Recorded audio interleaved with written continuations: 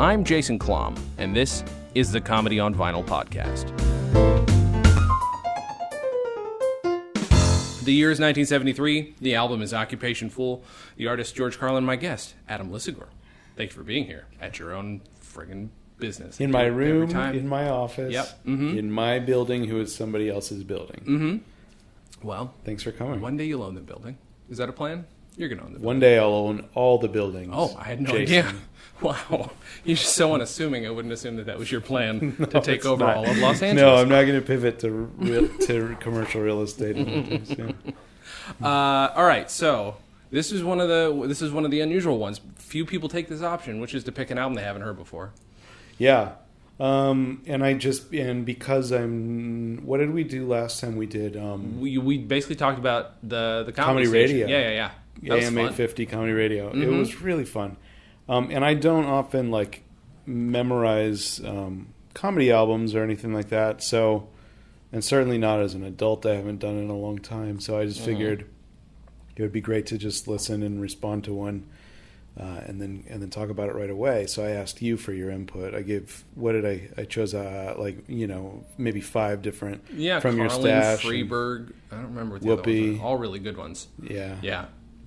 Muppets, maybe. I don't know. Maybe not Muppets. They're all good choices, though. They're all very good choices. And I guess I don't know did I pick Carlin? Was it a weak choice of mine? I don't know, because I default to Carlin easily.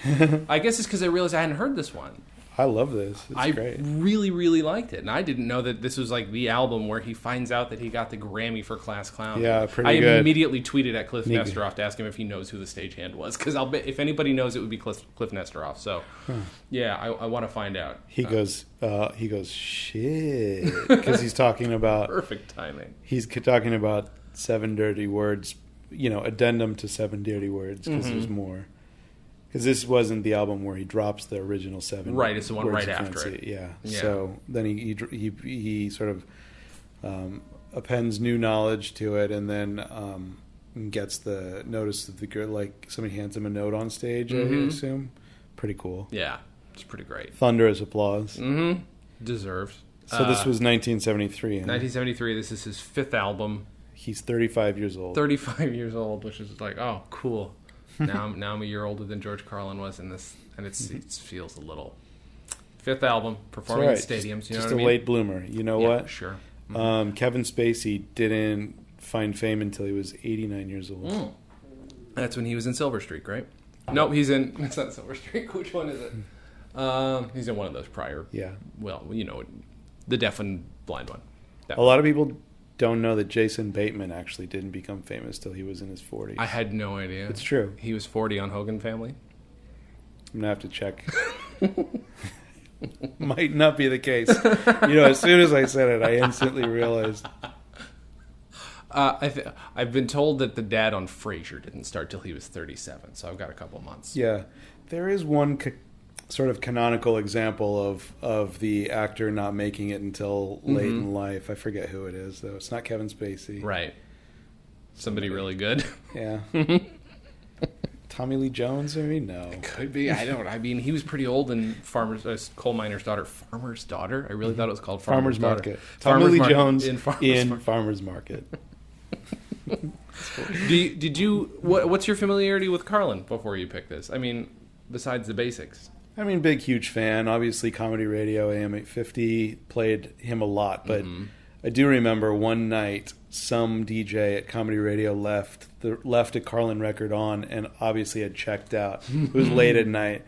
And then just lots of colorful language. And then I remember hearing the record scratch, and then this DJ coming back on uncomfortably saying, ooh, that probably I should probably take that one on. Not that anybody was listening. Right. Me. But how do you not know that you've just put on a quote-unquote dangerous record? I know, it's Carlin. Come right? on, dude. Maybe he was an intern. Maybe. God, that's amazing, though. So much of this album, though, was so firmly grounded in the early 70s, and that's what I kind of love about it. You get all those cultural references. Some of it is timeless, but also I mean, there's Nixon references in there, and there's some little bit of political stuff, but also just the stuff that seems like it might be timeless is like timeless stuff that is firmly grounded in the early 70s. Sure. Just like the neighborhood guy should talk like this. All of his voices are so, and he does many, many voices, but they're all firmly planted in 1973 because nobody talks like that anymore. Right. I even noted that like the first voice he does when he comes out is just like that. I don't know if you read Mad Magazine as a kid, but like the lighter side, everybody looked like the 1970s, even though it was the 80s or the late 80s or 90s. Everybody just had that voice, like, "Hey man, you want to go behind the you want to go back there and smoke some grass?" Everybody sounded like that. Yeah. I'm not sure why. I don't either. Carlin certainly did. And it's also the 50s as seen through that same lens, which is very like this is the first generation who has allowed nostalgia so heavily. I feel like absolutely Grease and American Graffiti and Happy Days. 50s nostalgia, 70s nostalgia for the 50s. Yeah, big deal. And I guess it never occurred to me that he was like of the age where he might be in a street gang, which is how he describes it, and that maybe that's the case. Like it seems legit. It all seems 100% like this must have happened to him. I'd believe it. I don't think there's much pretense to George Carlin. I don't think he would make pretend like he was a neighborhood tough unless he actually was one. Right. Which makes me, I'm a nonviolent person. Violence scares me. Sure. The idea of like living in New York City and being roughed up by a neighborhood tough, kind of scares me. And if one of those guys is George Carlin, I don't know that makes me feel better about the situation. Right. No, I don't think so. I do love, in his nostalgia for the 50s, he kind of goes into a doo-wop thing. He's talking about doo-wop bands, and he goes, doop doop doop doop doom, doop doop doom, and he sings like a whole chorus or maybe two choruses of this doo-wop, and everybody applauds. It's very sha-na-na, and I loved it, and then. And it reminded me of this stand-up that I saw Fred Armisen do at one of the fests, maybe FYF here in LA. Because he goes on stage and Fred Armisen goes on stage and he's got a Discman or something in his hand hooked up to the sound system, and he's very much just riffing it like, "These are some audio tracks that I decided this morning I'm going to play on stage for you." Oh my God. And one of his jokes, which was one of the best jokes I've ever heard, or best performances I've ever heard, was talking about how back in the 50s, doo-wop at that point was as revolutionary and like ahead of its time and just like very punk. It was as punk as eventually hardcore punk was. Sure. Yeah. When that came out. So he wanted to reenact some teenage kid in the 50s hearing doo-wop for the first time and just completely like losing his shit and thrashing. And so it's like doop doop doop doop doop doop doop doop doop, and Fred Armisen's getting into it, and then it gets to like the, like there's all that lead up doop doop doop doop doop doop, and then it kicks in, and he's just like full on just thrashing his body around the stage. Holy shit. People were losing. Oh God, that's amazing. Good doo-wop joke. I imagine you like some doo-wop, don't you? Yeah, maybe. Yeah. Yeah, I have an eclectic taste, but yeah, I could listen to some doo-wop. Yeah. But if you sing, then that's the kind of thing it's fun to sing too. Oh, absolutely. He said nobody sounds bad because everybody's voice is cracking. Right, yeah.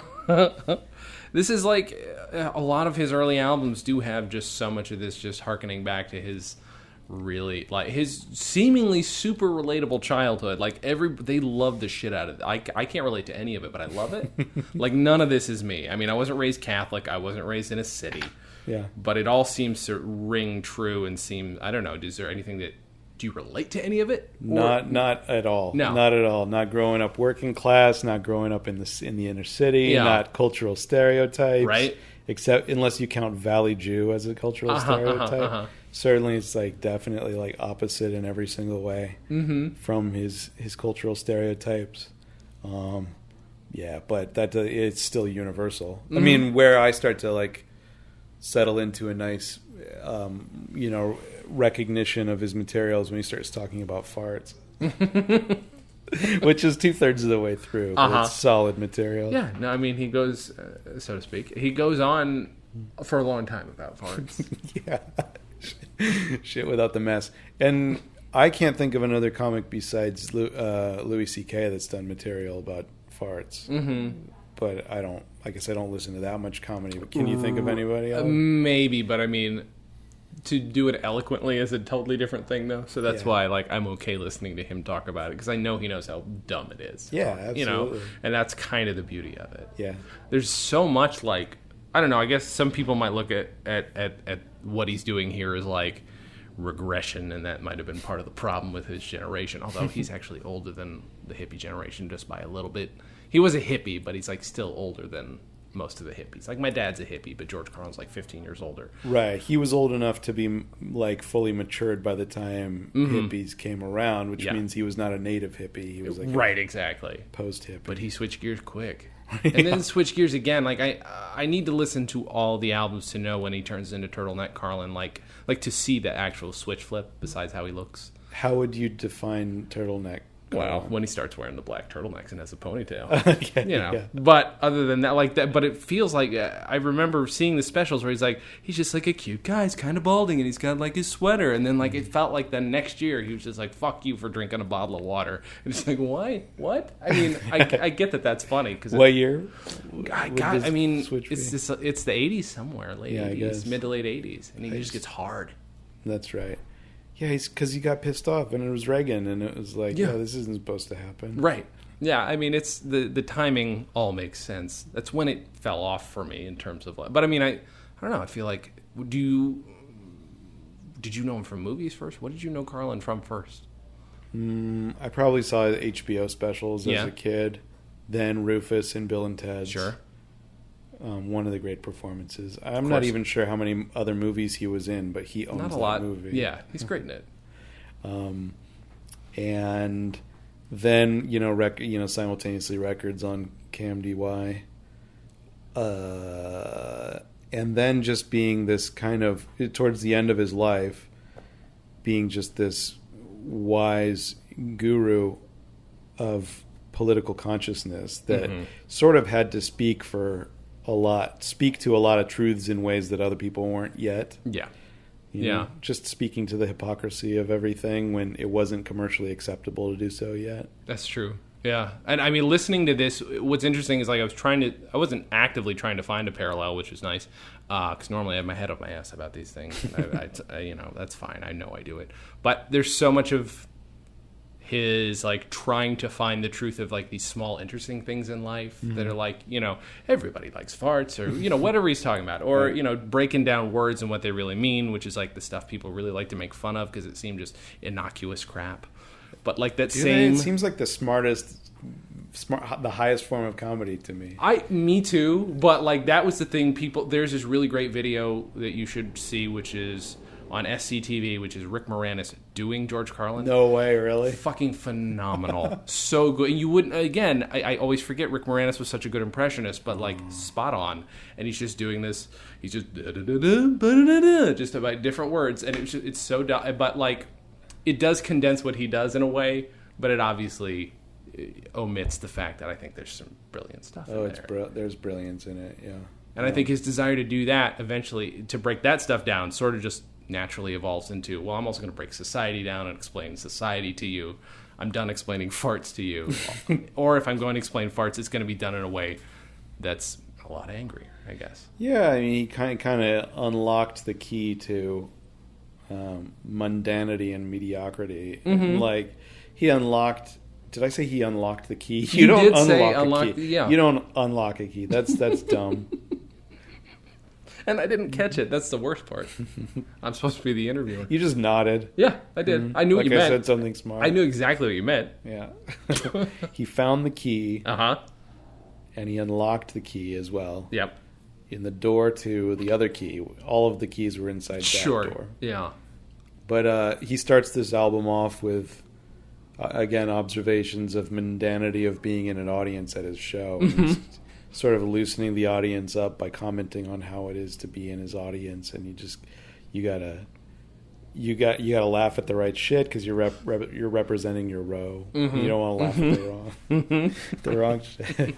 It's so good, and he just loosens them up, and then he gets into like office culture for some weird reason. Yeah. He just like starts talking about having a job, and that first 20 minutes are yours, and it felt very early Office based. Mm-hmm.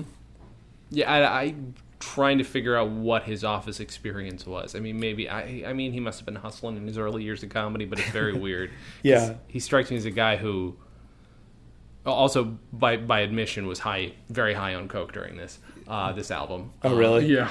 Yeah, he had sobered up for Class Clown and then just fallen right back off. He says you can hear it in this album. I guess I don't. I didn't notice that. I never noticed somebody being high on coke unless there are obvious signs like sniffing and like being sweaty and talking 1,000 miles a minute. But I don't notice it in Carlin.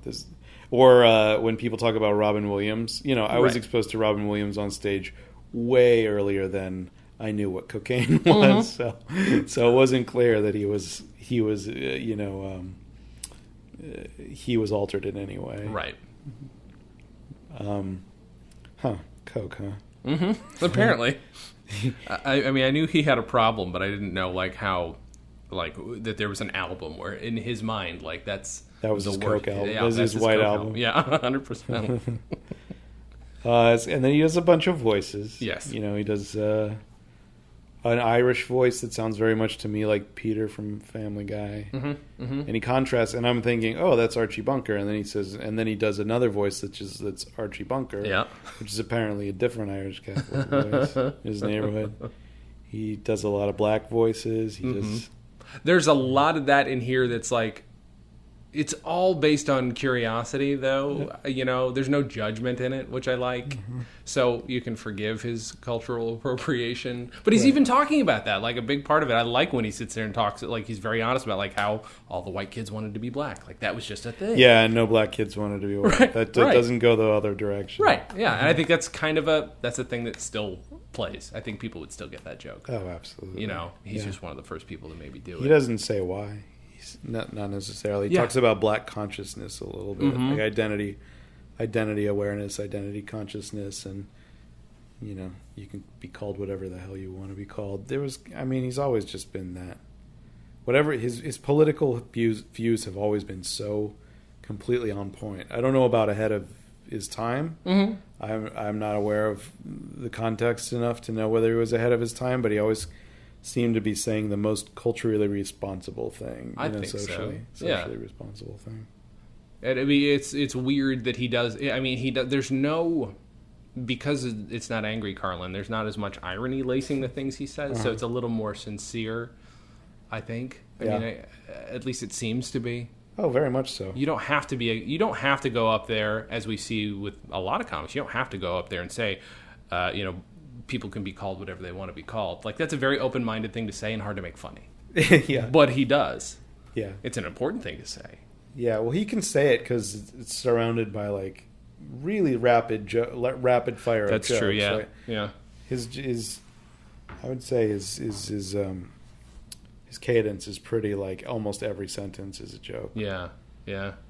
Not like Stephen Wright or anything. Right.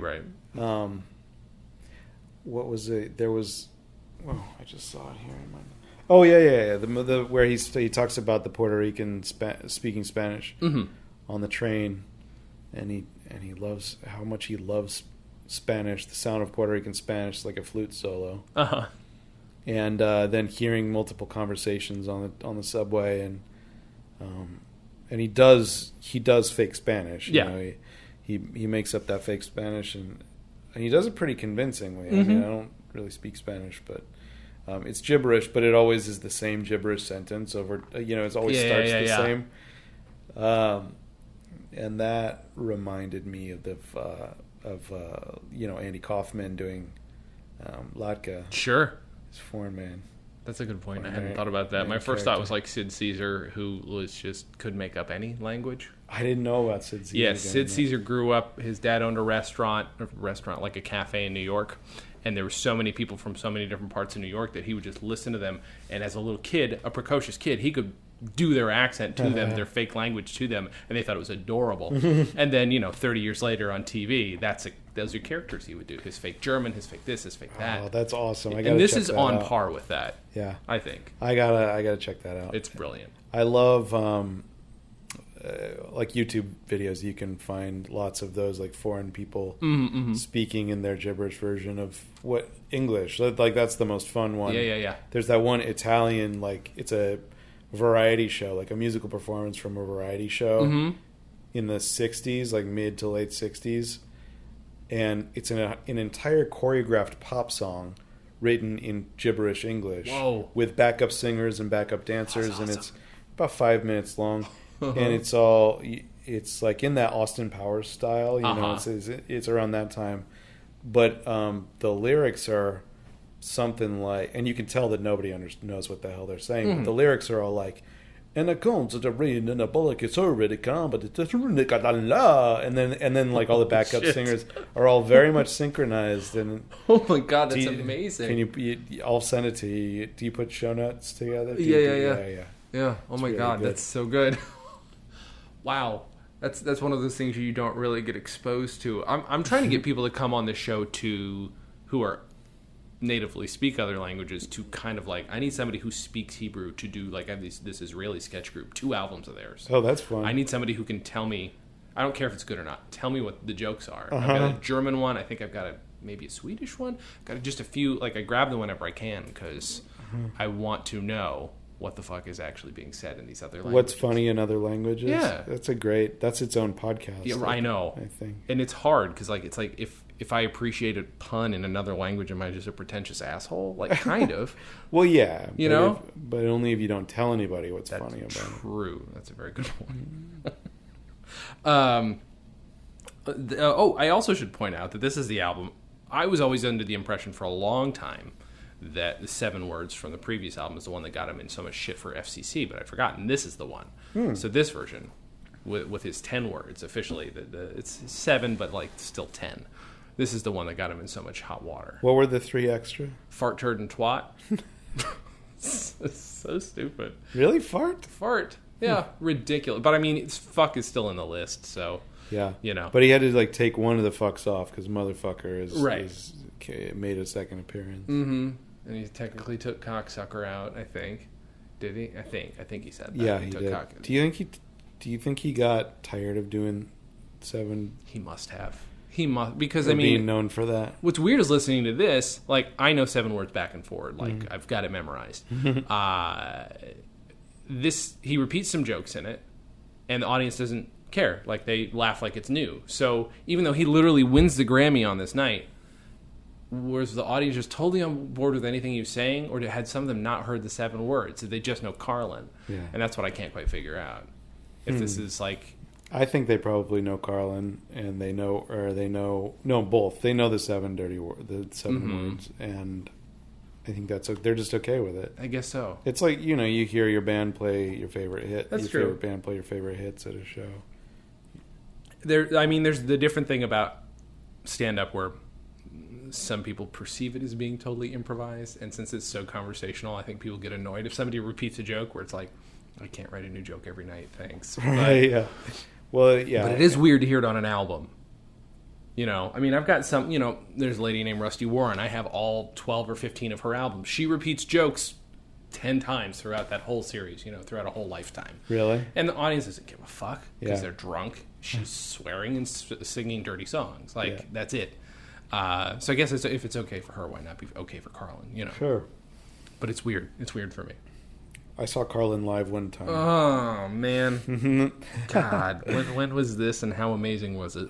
It was when I was in high school, and for my birthday, my parents got me tickets. It was at the Thousand Oaks Civic Auditorium. And I remember the jokes were blowing my mind so much that I started writing them down on my program. And one of them, I heard him perform on specials a couple of times, and it was like, in your own words. It was like, would you tell us in your own words? What does that mean, in your own words?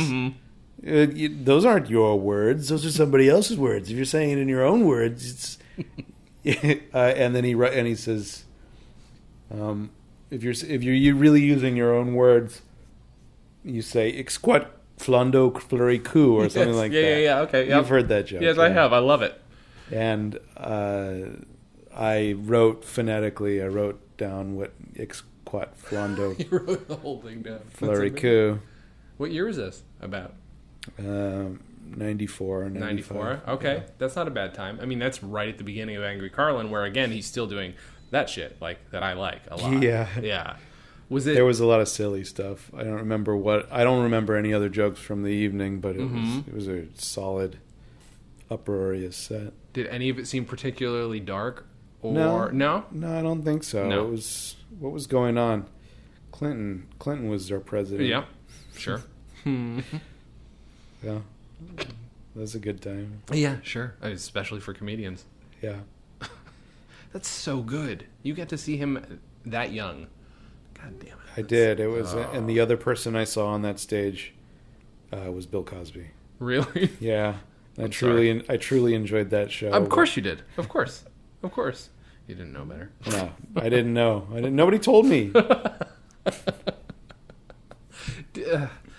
So those are incredibly cool parents that are going to give you tickets to see George Carlin, though. Well, I mean, yes, no argument there. My Yeah. parents are incredibly cool, and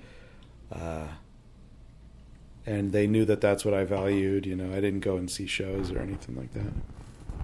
I didn't go see music shows, so they knew that I was a Monty Python nerd. So they knew that probably a ticket to Carlin was going to hit the spot. That's good to notice, though. Like they could have maybe he would like a band. Maybe they're and then get you just 94. What would have been the worst thing to go see? I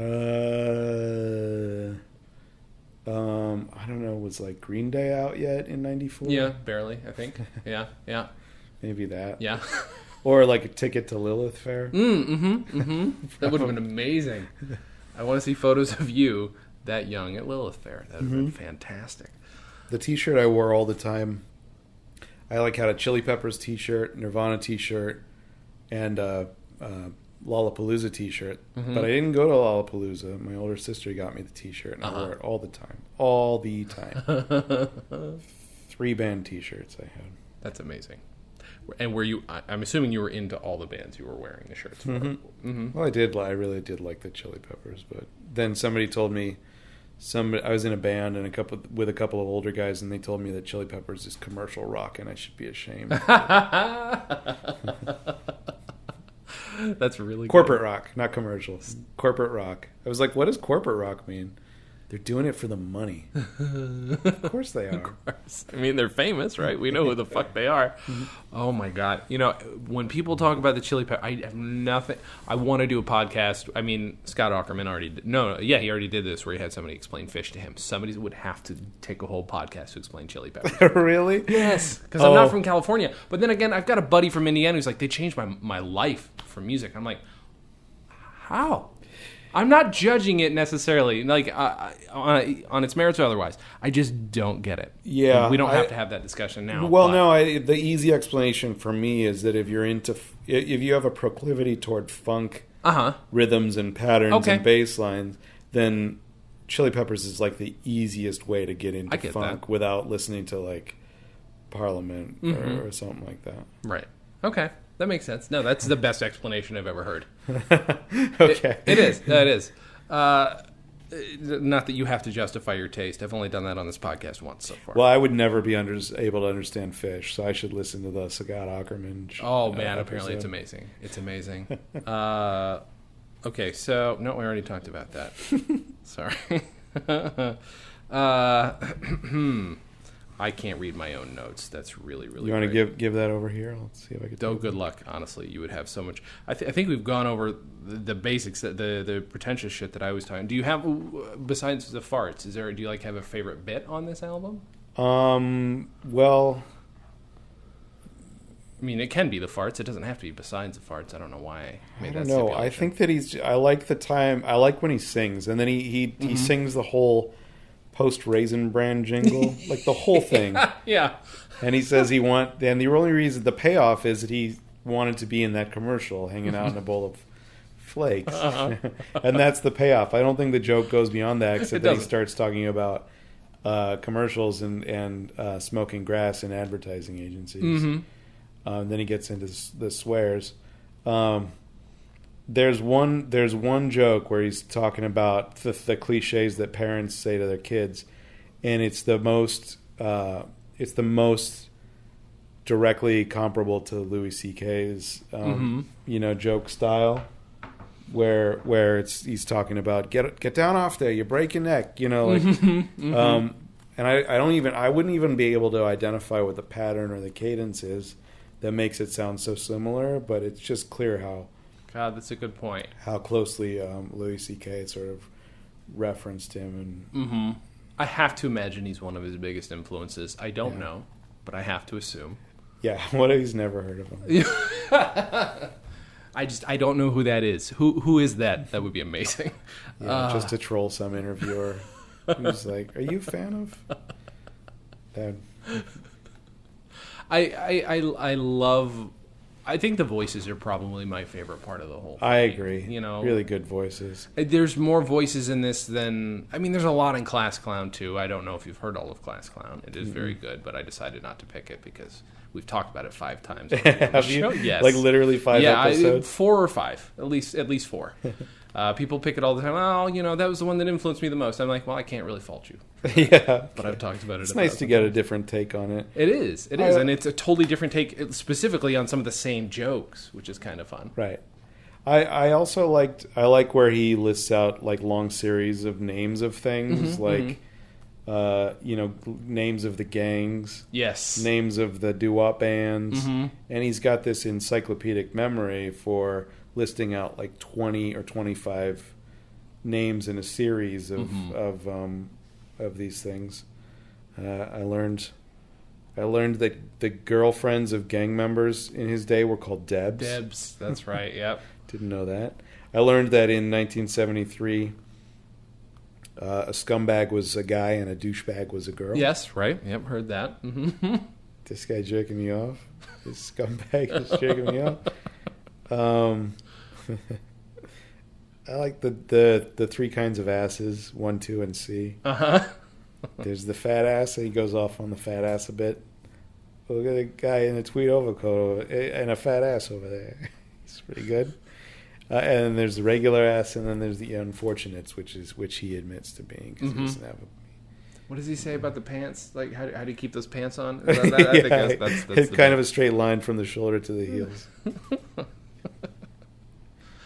I don't know how everything is so seamless too. Although I don't know if the track that I sent you did the same on your phone, but it seemed to like bump around a bit. Like it seemed weirdly edited. So I'm wondering if the track I got is fucked up. It dipped out a few times, right? But only in a way. I assumed that was only how the album was broken. I think it probably isn't, because I got this as a digital version of somebody else's vinyl because I was in a hurry, and my fucking record player's not working. But so I was okay, good. So it did the same thing for you. So I do assume it was like kind of like track by track. But either way, the segues are ridiculous. Like they can be, some of them total non sequiturs seemingly, but he can go from talking like about cultural appropriation to the types of asses that people have, and he does it so smoothly. He does. It's well practiced, I'm sure. Just a gift. Man, I'm sad he's gone. Are you sad he's gone? Yeah. That made me very sad. Like, there are not a lot of people who have died in entertainment where I've genuinely felt sad, but he's one of the maybe 4 or 5. I remember the day was on. I mean, do you know what year he died? 2008. Okay, so Twitter was fairly new, so it was. I do remember hearing about it on Twitter and just being completely crushed. Early Twitter death. I don't remember how I found. I had to have been around. I want to say it was around New Year's. I feel like it was around New Year's because I remember a lot of people. And then I had a friend say, "Hey, but at least we've still got Bill Maher," and I just ignored their comment. Oh no! It's just so hard. It's a terrible thing to say. Don't no. I knew back then. I think some of us knew Bill Maher's that guy. That was a horrible thing to say.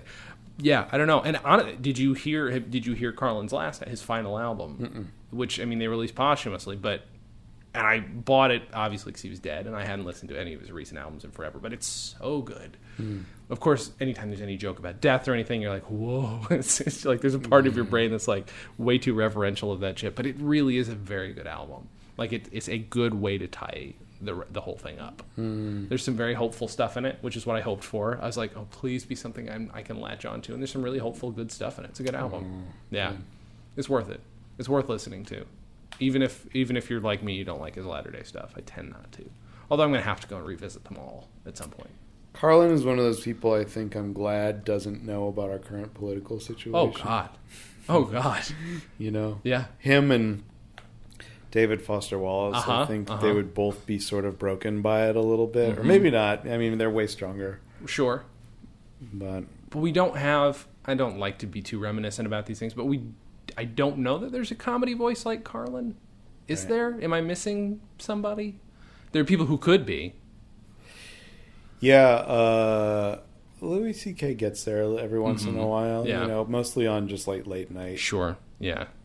He'll drop some truth, but David Cross does it, but he so infrequently does comedy that, or at least that I get to see. Did you see his Netflix special though? Oh fuck. It's heartbreaking. Really? Yes. Well, because the stuff that he has the guts to act out really horrible, awful things, it is forcing you to think about something you don't want to think about. Right. A lot of it was about gun death, and he's just acting this whole thing out. And just, oh, no. Oh, yeah. Oh, God. It's chilling, but so good, because he's got a good point to make. He might be the closest I can think of, but he's angrier. Oh, he's always been angry. Yeah. There's never not been angry David Cross. Mm. He didn't go through like a Smothers Brothers phase. That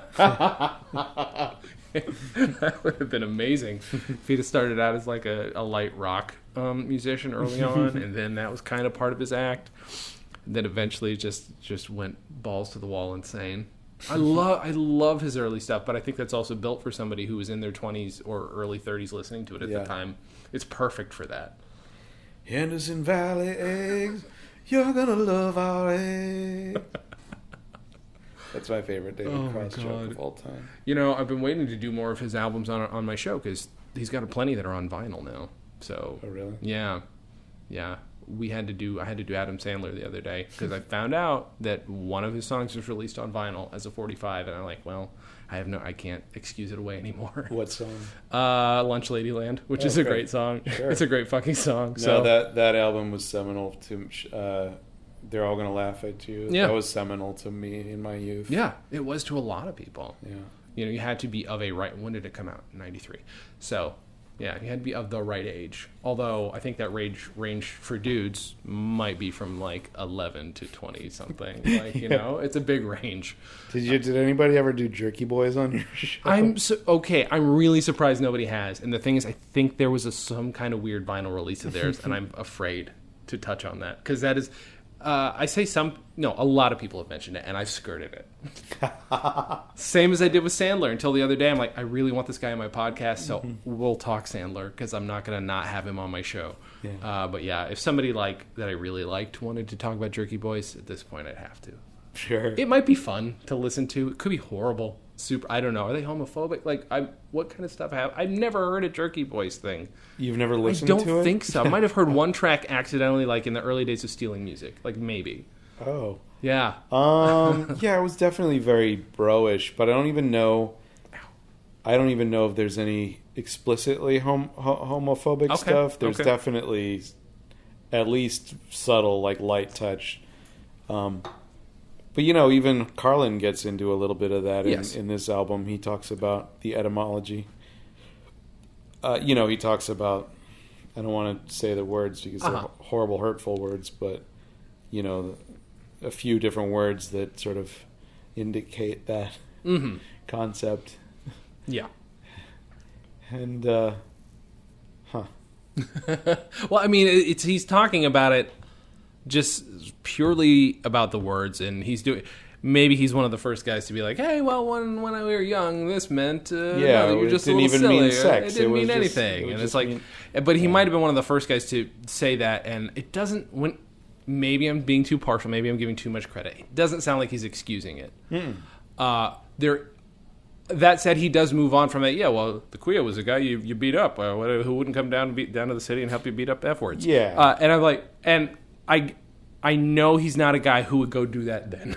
Right. He's not a 30, but I guess maybe I'm too sensitive and I expect some sort of apology one way or another. Like, you know what I mean? Like, and by From the his way, estate. don't beat up homosexuals. Yeah. Like, you know, like I don't know what I'm expecting in that, but that might be the worst offender on the whole thing. Definitely. Well, he doesn't excuse it any more than he excuses, like, you know, beating up anybody in his youth. That's true. I don't think he's trying to justify it. No. I'm trying to think, who was that? There was maybe like Dino Stamatopoulos or some late night comedy person or writer. I can't remember who it was. It was a man who early on, writing for Conan or something, wrote a joke where the punchline was, you know, that F word. Or they put it in the joke. Okay. And his younger staff of writers had gotten in front of him and said, this is not a good thing to do. This was before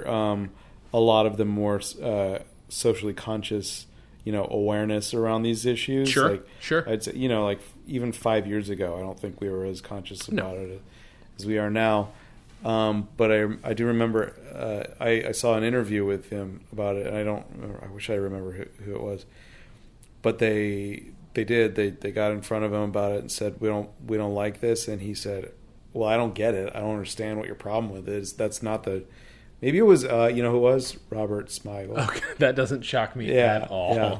Not at all. And he said, well, you know, whatever. I mean, I don't agree with you, but whatever. Like, fine, we'll take it out.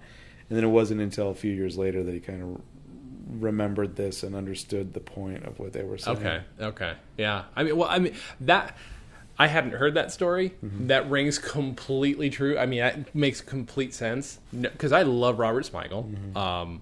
He even contributed one of the dumber but very funny Adam Sandler songs about the shampoo bottle. Yeah. And like, what? That's I can't not laugh at that. I remember being a teenager and looking at the shampoo bottle and just thinking, like, how does that work mechanically? What are the logistics? Are the instructions on the shampoo bottle? But it's you know, so many people. Well, he was also young, writing dumb shit for young, dumb people. You know what I mean? I'm not insulting people who like Adam Sandler. I've gotten over that. I'm fine with that. But like, or even, I mean, it's Conan. I mean, like, that was my shit when I was a kid. But yeah, it's always interesting to realize that comedy writers were young too, and sometimes writing when they're right out of college. Yeah. I would have been the shittiest comedy writer. I mean, I was writing stuff for myself at 22, but not anybody else professionally. When I was in college, I wrote for one issue of the NYU comedy humor magazine. Really? Called The Plague. And I might have even told this story on the last time I was on. I don't think so. Okay, good. Anyway, I wrote on one issue of it, and it was a really hard work, and I felt great about it too. We did the whole we did the whole issue as like a Tiger Beat magazine kind of thing, and I designed the cover and wrote a lot of the jokes. And then I was a freshman at the time, and the upperclassmen who were the editors, like they were stoked on me being there, so they asked if I would come back to help with the next issue. And then there was just like a weird political thing where then they decided in the interim that they didn't want me to be there. So I just kind of like never went back. What the hell? And that would be my only experience of writing, quote unquote professionally. Yeah. Writing comedy professionally. Wow. Yeah. As a young person. That's funny. Was it good? Do you have it? Have you looked back on it? No. No. I mean, it wasn't good because it was like late 90s sort of like dark, like sex in a clown suit kind of like it was called The Plague, so it was supposed to it was like shock and awe based comedy. It wasn't clever, it wasn't funny, it was just like what darkness can we get away with. Okay. Yeah, that's not my cup of tea. Right. That's interesting. I wonder if I could have managed that. Probably not. I don't know if I could have handled that. The pressure would have been too much. even though you're around a bunch of other 20-year-olds who don't know what the fuck they're doing. It's so funny. I have a book of, I know we're off topic a little bit, but I have a book of Harvard Lampoon writings. It just came out. And a few of the guys who wrote in it I know, and I'm like, hey, I picked this up because I saw that your name was in there. They go, I'm sorry. That's a piece of shit. Like, they know. They're like, I was like, I don't know. I kind of liked it. I mostly like reading it to be like, oh, I was a better writer at 20 than this. I was a better writer at 20 than this. Not better than that. Like, it's kind of interesting, the level of writing. They can make the book because there are names like Conan O'Brien with stuff in it. Yeah. But it's Conan O'Brien at 20. So it's fine. But, yeah. Everybody's young. Don't forget that. Sure. Well, I don't want to... I don't want to keep you much longer. No, we're good. Okay. What time is it? I don't know. It is 5. So... How long are these episodes? 45 to an hour. We've been going for about 45 minutes. Great. So... You just heard this album for the first time. Was it today you heard it for the first time? Yep. You just before we... Okay, so it's super fresh in your head. Okay. Yeah. So it kind of was for me, too. I was listening to it walking up to the building. So why recommend this album? Would you recommend people listen to this album if they haven't heard Carlin before? If they haven't heard Carlin before? Do you think it's a good example of Carlin? And if not, do you have another endorsement for it?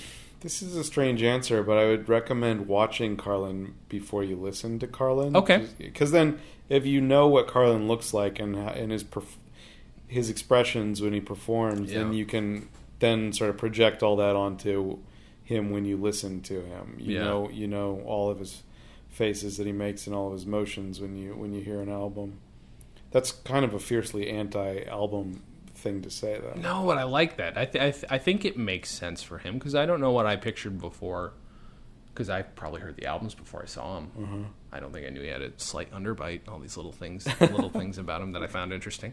That's a good point because he's very like. You can see it on the cover of some of these albums, the faces he's making. He does literally make those faces on stage. Yeah.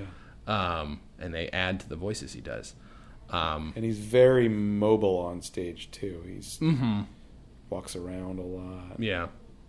A lot of props. He did a lot of funny hats. He does the thing with the arrow through his head. He plays the banjo. It's really... Yep. He plays guitar with his brother, Dick. It's great. Yeah. Oh, and the watermelon. The watermelon, yeah. How could I forget that? Also, he's black. I don't know what comedian that's supposed to be, but he's black now. That's the only other thing I could think to say. Ethel Merman. So, this is going to come out in God knows how many weeks. So never. We're just talking into a void. It may never come out, yeah. Okay. But let's presume it comes out. Where can people find you? Do you want them to find you?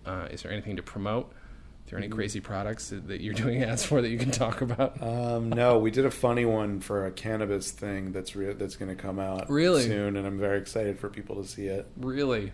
For a company that distribute... Like what? In the cannabis space. Okay, you can't say. All right, damn it. Son of a bitch. But it's funny. Are you in it? I like our approach. No, you're not in that one. I sort of like, at the end of the day, I stuck myself in a shot just to do a cameo, but it's way too bizarre. It's way too much of a non sequitur for me to just suddenly appear in this thing. So So there's that. My company is Sandwich Video. We make commercials mostly for tech. Website is sandwichvideo.com. I can be found on Twitter, where I mostly just read news about Trump and the decline of our society. And I don't post. So if you want to see the things that I see, go to my Twitter account at Adam Lisagor. All right. I believe that's all I have to promote. You sure? Oh, and also MeUndies and Casper mattresses. Yeah, Casper, and also Tommy John's Underpants, which are my favorite podcast underpants. That could be a podcast in and of itself. My favorite podcast underpants. I like the sound of it very, very much. I wanted to do I had an idea for a podcast I would do called Sponsored Reads, and all it would be it would only be sponsored reads where I would read ads for sponsors and then interstitials where I would talk about other things around the recording of those episodes of those sponsorship reads. But that would be it. And I don't know whether I would sell any sponsorships for it. Yeah, it's hard. Probably not. What you have to do is Yeah, that's the hard part. If the interstitial stuff was you reviewing tech, let me tell you, you can get free tech. I'm sure you know this. You can get free tech real easy. Oh, that's pretty cool. Startups will just give you shit. Yeah. These are nice. These Zooms. These are not bad. I wish I got these for free. Oh, lies. I got that. I bought that one myself that you're holding. Yeah. But a gentleman, sort of an angel investor of sorts, got me this and 2 Shure mics. So at home, got a nicer setup. You know, that's fantastic. A lot of money. What angel of venture did this? He's a very nice gentleman named Dan Schlissel who runs Stand Up Records out of Minneapolis. What a cool dude. He likes my podcast, and he's the reason I'm still sticking to vinyl because he gave me some shit about it. And I'm like, oh, you're right. You should be giving me shit about this. What a good, Super solid nice guy. dude, a patron of the arts. Absolutely right. You know, you never think that kind of thing's going to happen, but yeah. Dan Schlissel? Dan Schlissel. Very nice, super cool dude. Good on you, Dan. And he's distributed albums by, like, he's the first guy to put Lewis Black on a fucking CD. Like, he produced his first album, I think. Wow. Yeah. Cool. Yeah. Nice guy. Well, guys, this has been fun. You can, by the time this comes out, I'll still be doing my comedy album a day thing. Hopefully I'll be caught up by then. I'm several days behind at this point, but I'm trying. And I think I had something else to promote, but I can't remember what it was. You know what? That is something. My comedy album from 2001 called Shoestrings will probably be re-released by the time this comes out. Go to danandjay.com. You can find it there if it's out. If it's not out, I don't know what to tell you. That's about it. Thank you guys for listening. Thank you for doing the show. Thank you for having me. And as always, have a good thing.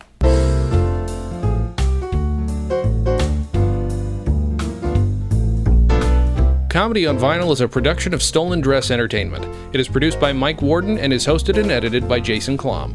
Our theme song was composed and performed by Richard Levinson. Please visit stolendress.com to listen to our other podcasts, read our blogs, read our tweets, watch our videos, and read our books. Please subscribe on iTunes, and if you like us, give us a 5-star rating and a nice review.